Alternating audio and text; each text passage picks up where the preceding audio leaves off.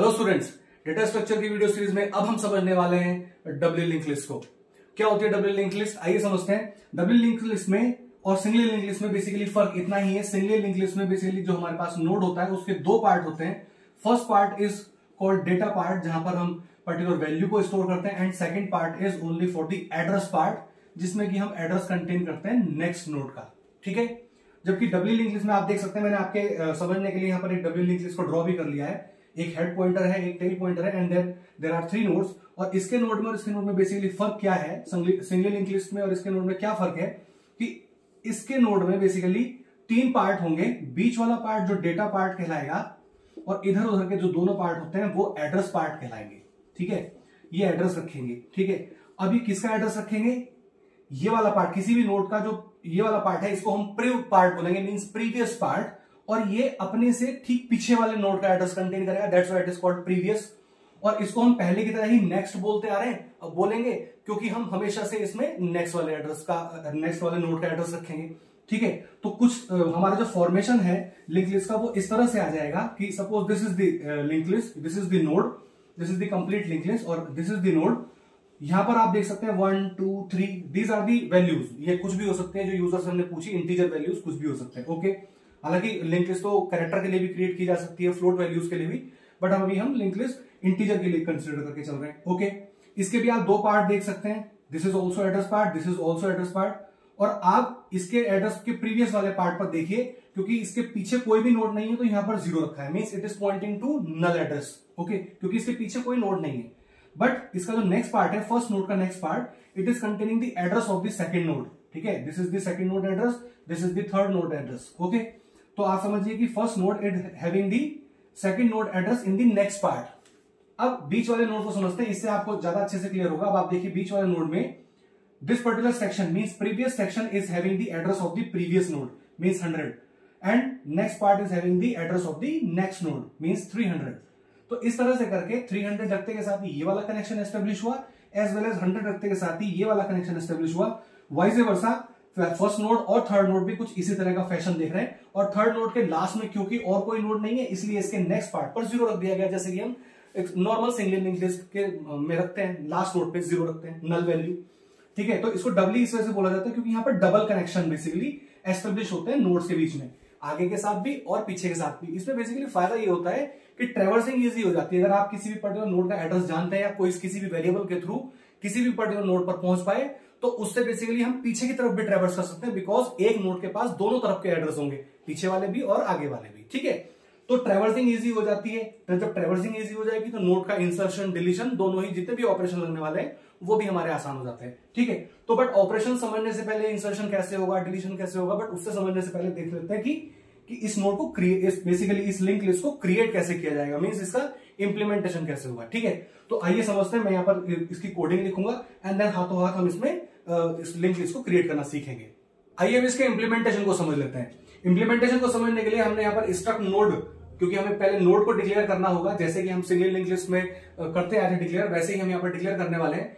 तो struct node, अब आप क्योंकि इसके तीन पार्ट देख सकते हैं, data part, prev part and next part, तो इसमें दो तो पॉइंटर पार्ट हो गए जो कि एड्रेसेस को कंटेन करेंगे रेस्पेक्टिवली प्रीवियस और नेक्स्ट नोड के, और बीच वाला पार्ट बेसिकली हमारा डेटा है जो कि वैल्यू को रखेगा नोड की। तो हमने यहाँ पर स्ट्रक्ट नोड को उसी तरह से डिफाइन किया है, स्ट्रक्ट नोड पॉइंटर प्रीव, यानी इस लोकेशन की बात हो रही है, इंटीजर डेटा मींस इस लोकेशन की बात हो रही है, and then struct node pointer next, यानी हम इस लोकेशन के बारे में बात कर रहे हैं। तो क्योंकि इसमें तीन पार्ट है तो हमने स्ट्रक्ट नोड को इस तरह से डिफाइन कर दिया है। ठीक है, अब क्योंकि हमको इनके एड्रेसेस को कंटेन करना है तो इसके पॉइंटर वेरिएबल भी इसी तरह के होने चाहिए। तो स्ट्रक्ट नोड पॉइंटर हेड, जिसमें कि इनिशियली हमने अभी जीरो वैल्यू रखी है, pointer tail and new node. New node is responsible to create the new nodes, मतलब जो भी मेमोरी से लोकेशन उठ करके आएगी वो उस न्यू नोड में आएगी सबसे पहले, and then further it will be distributed to the tail and head as per the nodes arrangement. Okay, अब हम यहाँ पर एक फंक्शन क्रिएट कर रहे हैं, that is void create DLL means double link list, create double link list function call कर रहे हैं। और मेन में इसको हम बेसिकली हम यहाँ पर फंक्शन क्रिएट कर रहे हैं और हम इसको मेन में बेसिकली कॉल कर लेंगे जब भी हमें जरूरत पड़ेगी। अब देखिए इस फंक्शन को थोड़ा सा ध्यान से समझिए। इसमें हम क्या कर रहे हैं, ये वाली लाइन तो बिल्कुल पहले जैसी है, आप सिंगल लिंक लिस्ट में भी और सर्कुलर लिंक लिस्ट में भी पढ़ चुके हैं कि किस तरह से हमें नोड क्रिएट होता है और उसकी बेसिकली लोकेशन मेमोरी से मैलॉक फंक्शन के थ्रू न्यू नोड में आती है। तो एक बार फिर से समझ लेते हैं इसको।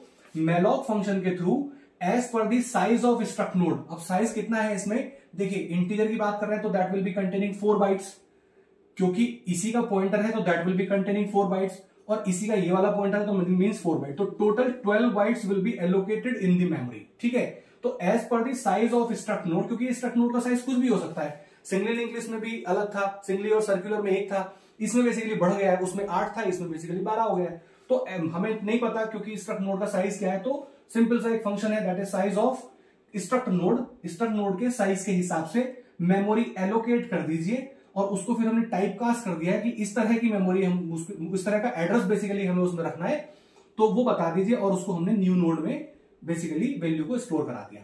तो हम ये मान करके चल रहे हैं अभी जो मेमोरी से मेमोरी मैनेजर से हमें जो लोकेशन असाइन हुई है दैट इज 100, और वो 100 न्यू नोड के अंदर है। हम ये न्यू नोड है, that is NN is new node. मैं इसको पूरा लिख देता हूं ताकि कंफ्यूजन ना रहे, that is new node. Okay, तो new node is having the address of recently created node which is by default means हम समझने के लिए 100, क्योंकि ये बेसिकली एक हेक्सा वैल्यू होगी और ये अच्छी खासी बड़ी होगी, 8 बिट की होगी, लेकिन यहां पर हम अभी समझने के लिए 100 रखना है। ओके, अब हम सबसे पहले क्या करें, इस पर्टिकुलर नोड के डेटा पार्ट को फिल कर देते हैं, और इसके प्रीवियस और नेक्स्ट नोड पे अभी हमें नहीं पता कि ये पहला नोड है आखिरी नोड है, क्योंकि न्यू नोड तो हमेशा एक नोड को क्रिएट करके दे देगा।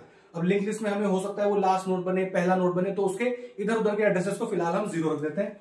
तो हम यूजर से पूछ लेते हैं एंटर दी डेटा, एंटर करा दीजिए डेटा को, और न्यू नोड के प्रिव, न्यू नोड का डेटा एंड न्यू नोड के नेक्स्ट पार्ट से हम इसको एक्सेस कर सकते हैं। तो फिलहाल मुझे डेटा यहां पर रखना है, तो इसको स्कैन कर दीजिए, that is scan F %D and new node के डेटा पार्ट पर इसको सेव करा दीजिए। सपोज यूजर बोलता है 1, उसने यहां पर 1 सेव हो गया। ओके, नेक्स्ट हमें क्या करना है, इन दोनों लोकेशन पे 0 सेट करना है। तो न्यू नोड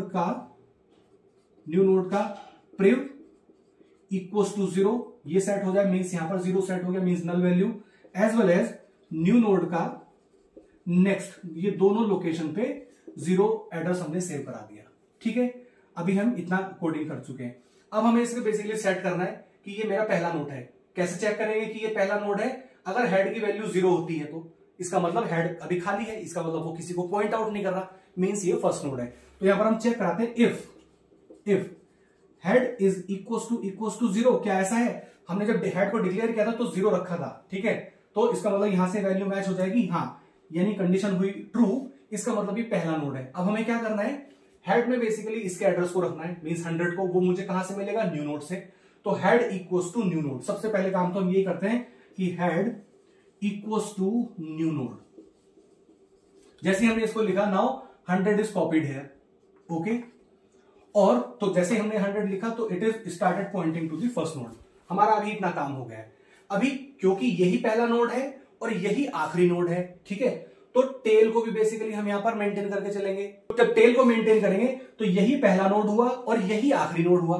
तो फिलहाल हम कर देते हैं कि अगर ये वाला पहला नोड है, means head equals to new node हमने रखा है, तो उसी को हम टेल के बराबर भी रख देते हैं, means tail will also point to the first node, means 100।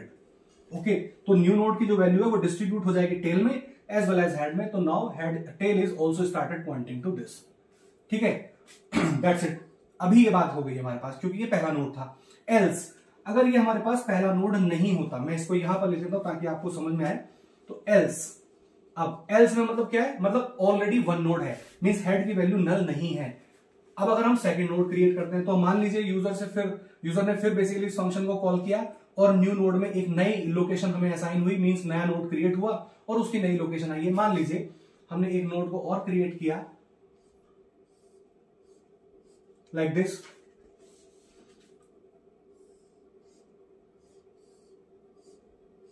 ठीक है, और इसकी बाय डिफॉल्ट लोकेशन जो है मान लीजिए 200 आई। Now it is copied into the new node. तो नाउ न्यू नोड में आ गया 200, now it is pointing to this, okay. Now enter the data, new node के डेटा पार्ट पर वैल्यू डाल दीजिए। अब जिसे न्यू नोड पॉइंट आउट कर रहा है, अब उसके साथ काम होगा सारा। क्या काम होगा, डेटा को ऐड कर दीजिए न्यू नोड के डेटा पार्ट पर। सपोज यूजर ने बोला 2 एंटर कराना है, ठीक है, न्यू नोड के प्रिव एंड न्यू नोड के नेक्स्ट दोनों लोकेशन पर 0 बना दीजिए, ठीक है। नेक्स्ट चेक करिए क्या हेड की वैल्यू 0 है, नहीं, हेड में तो 100 है, मतलब हेड में कुछ ना कुछ एड्रेस है, इसका मतलब पहला नोड तो नहीं है। इसका मतलब दूसरा, तीसरा एंड ऑनवर्ड्स नोड हम क्रिएट कर रहे हैं। ठीक है, अब हम दूसरे नोड को जब हम क्रिएट करने वाले हैं तो हमें क्या क्या चेंजेस देखने हैं? क्या इसमें कोई चेंज होना है? नहीं, क्योंकि ये तो लास्ट नोड है ना, भले ही सेकंड नोड है लेकिन क्योंकि लास्ट नोड है इसके आगे तो कुछ है नहीं, तो इसको तो 0 ही रखना है। लेकिन यहां पर काम होना है, मींस इसमें ये वाला एड्रेस आना है और इसके इस नेक्स्ट पार्ट पर इसका एड्रेस आना है।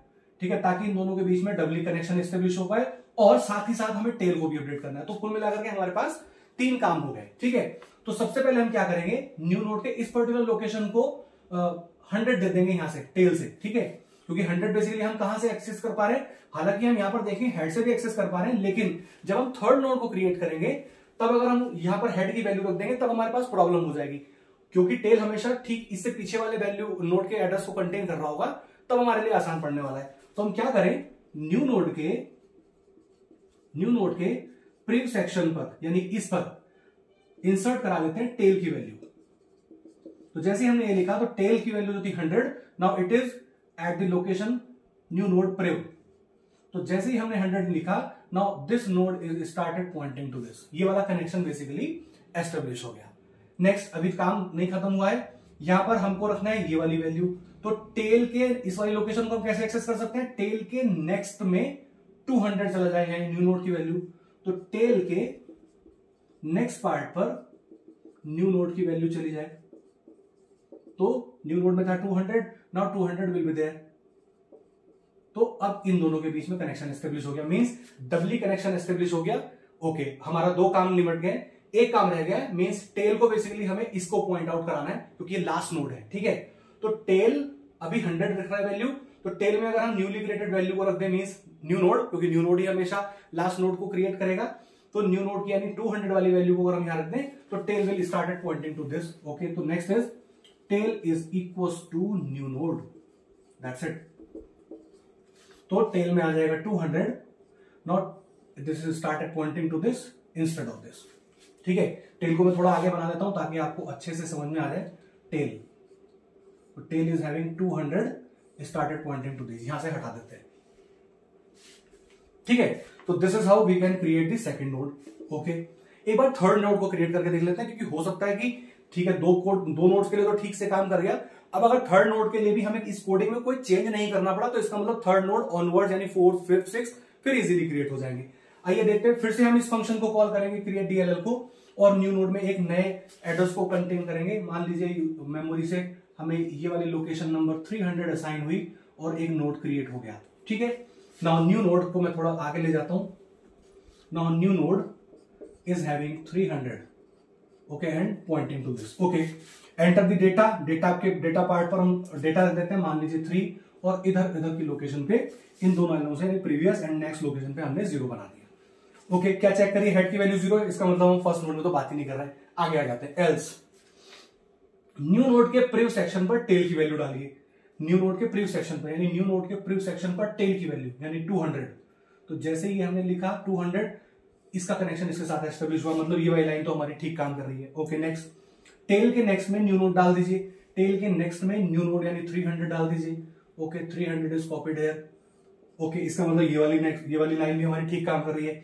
एंड देन टेल को अपडेट कर दें, tail equals to new node, तो टेल में चली जाए न्यू नोड की वैल्यू, न्यू नोड की वैल्यू थी 300, तो ये टेल में चली गई। Now it is started pointing to this instead of this, that's it. यही हम चाह रहे थे, इसका मतलब थर्ड लाइन भी हमारी ठीक काम कर रही है। इसका मतलब इस पूरे फंक्शन के थ्रू, मींस क्रिएट डीएलएल के थ्रू हम इसको बार बार कॉल करते रहेंगे। एक फॉर लूप के थ्रू भी हम कॉल कर सकते हैं, स्टार्टिंग में पूछ सकते हैं यूजर से कि हाउ मेनी नोड्स ही और शी वांट्स टू क्रिएट, तो उस लूप के हिसाब से भी इस पूरी की पूरी कोडिंग को हम कॉल कर सकते हैं। बार बार नोड क्रिएट होंगे and then you can easily print them later on. Okay, हम फर्स्ट नोड से लेकर के लास्ट के नोड तक हम इसको फॉर लूप के थ्रू ही प्रिंट भी करा सकते हैं, और इजिली हम इसको, नहीं तो हम क्या कर सकते हैं, एक केस के थ्रू भी हम इसको कॉल करा सकते हैं, या व्हाइल स्टेटमेंट के थ्रू भी कॉल करा सकते हैं, तो किसी भी तरह से करके बेसिकली। लेकिन फंक्शन हमारे पास यही है, इसी फंक्शन के थ्रू हम पूरी की पूरी डबली लिंक लिस्ट को क्रिएट कर सकते हैं। ठीक है, तो अब हम नेक्स्ट वीडियो में समझने वाले हैं कि किस तरह से एक एग्जिस्टिंग डबली लिंक लिस्ट में नोड का इंसर्शन किया जाएगा। जैसे कि हम अभी तक सिंगल लिंक लिस्ट में और सर्कुलर लिंक लिस्ट में पढ़ते हैं कि नोड का डिलीशन 3 एंड से हो सकता है। स्टार्टिंग में आप इंसर्शन कर सकते हैं, लास्ट से में आप इंसर्शन कर सकते हैं, और बीच में किसी भी डिजायर्ड पोजीशन पे as per the users requirement हम किसी भी नोड का इंसर्शन कर सकते हैं। ठीक है, तो मिलते हैं नेक्स्ट वीडियो में, जहां पर हम चर्चा करेंगे कि किस तरह से हम इनके नोट्स को इंसर्ट करने वाले हैं। आई होप कि आपको ये इंप्लीमेंटेशन समझ में आया। ठीक है, थैंक यू सो मच।